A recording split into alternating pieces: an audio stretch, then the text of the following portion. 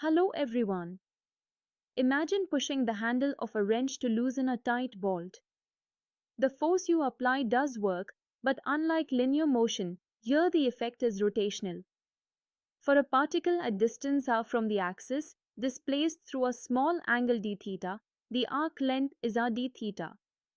The work done is force times displacement times cosine of the angle between them. This simplifies to torque times d theta. So the rotational equivalent of work is torque multiplied by angular displacement. Exactly the same idea as force times distance in translation, but wrapped around a pivot. Now let's sum things up for the whole rigid body. If many forces act, their torques add vectorially. The total work done is tau times d theta, equation 6.39. Divide by time, and we get power equals torque multiplied by angular velocity, equation 6.40. Notice how beautifully it mirrors the translational case, power equals force times velocity. The only difference is we are in the world of rotation, with torque and omega replacing force and velocity. Let's connect this to energy. The rotational kinetic energy of a rigid body is half I omega squared. Differentiate it with respect to time, and we get rate of change of energy equals I omega alpha. But power from torque is tau omega. Equating the two gives us tau equals I alpha, equation 6.41. This is Newton's second law in rotational form, torque equals moment of inertia times angular acceleration. Just like F equals ma in translation, tau equals I alpha governs all rotational motion. Take a moment to compare side by side. Displacement x corresponds to angular displacement theta. Velocity v corresponds to angular velocity omega. Acceleration corresponds to angular acceleration alpha.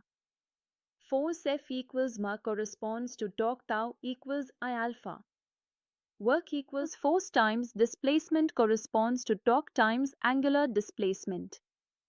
Kinetic energy half mb squared corresponds to half I omega squared. The entire framework of translational mechanics has a perfect rotational twin.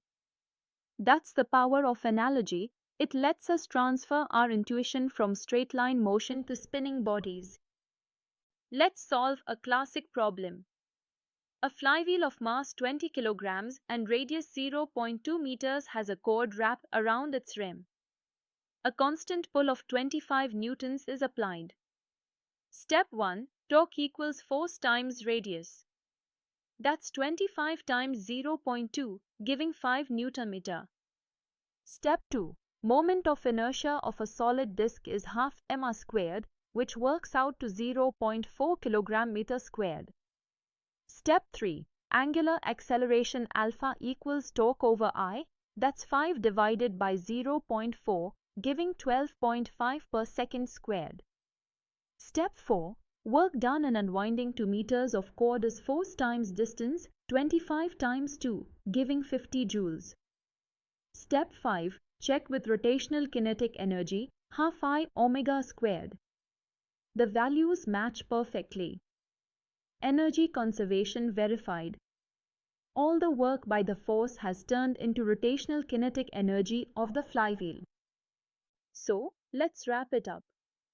Work in rotation equals torque times angular displacement. Power equals torque times angular velocity. Newton's second law for rotation tells us tau equals I alpha, the rotational mirror of F equals ma. Through analogies, every translational idea finds a rotational partner, displacement to angle, velocity to angular velocity, force to torque, mass to moment of inertia. And our flywheel example shows these principles aren't abstract. They run real machines, smooth engines, and drive the physics of everyday tools. I hope this gives you a strong grip on the dynamics of rotational motion. In the next session, we'll move on to explore theorems that simplify calculating the moment of inertia for complex bodies. See you then.